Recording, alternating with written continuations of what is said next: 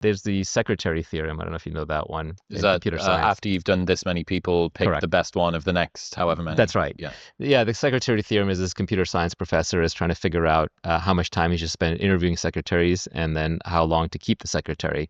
So let's say he's going to have a secretary for 10 years. Does he keep searching for, 1 year, 2 years, 3 years, 1 month, 2 months? What is the optimal time? And it turns out that the optimal time is somewhere around a third.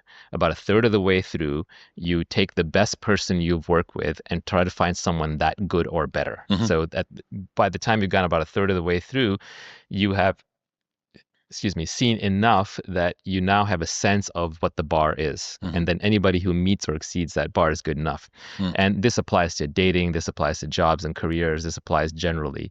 But the interesting thing about the secretary theorem is that it's actually not time-based. It's not based on 1/3 of the time. It's iteration-based. The number of The candidates. number of shots you took on goal. Yeah. That's right. So you want to have lots and lots of iterations. So in Which that means that sense, you need to bail out quickly and you need to be decisive quickly.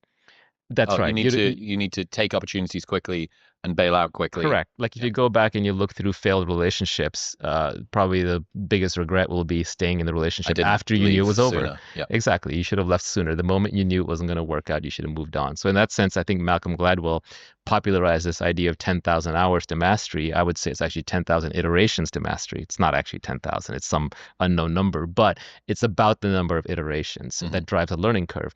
And iteration is not repetition. Repetition is a different thing. Repeating is doing the same thing over and over. Iteration is modifying it with a learning and then doing another version of it. So that's error correction. So if you get 10,000 error corrections in anything, you will be an expert at it.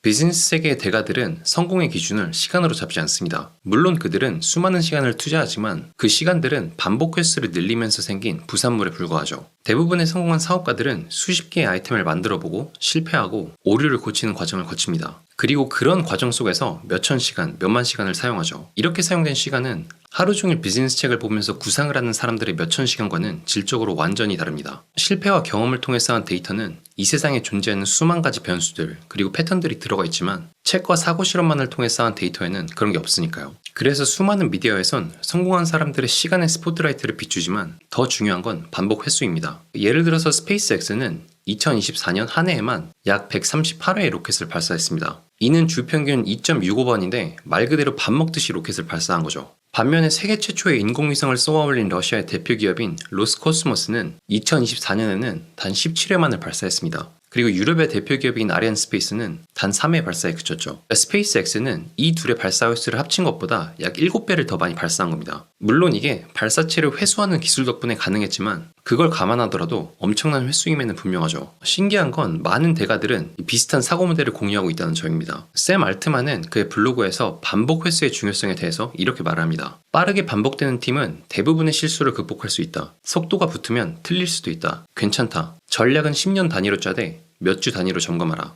또 메타의 CEO 마크 주커버거는 팀 페리스와의 인터뷰에서 반복 횟수의 중요성에 대해서 이렇게 말을 합니다. 우리의 모토는 빠르게 움직이고 빠르게 부설합니다. 우리의 경쟁자들은 1년에 한 번 혹은 6개월에 한 번씩 코드를 배포했습니다. 하지만 우리는 코드를 매일 배포했죠. 그리고 빠르게 배우기 위해서 어느 정도의 에러를 허용했습니다. 물론 단순히 반복 횟수만을 늘리는 게 중요한 건 아닙니다. 피드백 루프를 통해서 내가 부족한 점을 계속 고쳐나가야 되죠. 또 반복 횟수를 늘리기 위해선 반복 횟수를 늘릴 수 있는 환경을 만드는 것도 중요합니다. 스페이스X가 발사체를 회수하는 기술을 통해서 반복 횟수를 기하급수적으로 늘린 것처럼 말이죠. 중요한 건 얼마나 많은 시간을 투자했느냐가 아닙니다. 확실한 목적을 갖고 그 목적을 이루기 위해서 에러를 끊임없이 고쳐나가는 과정이 더 중요한 거죠.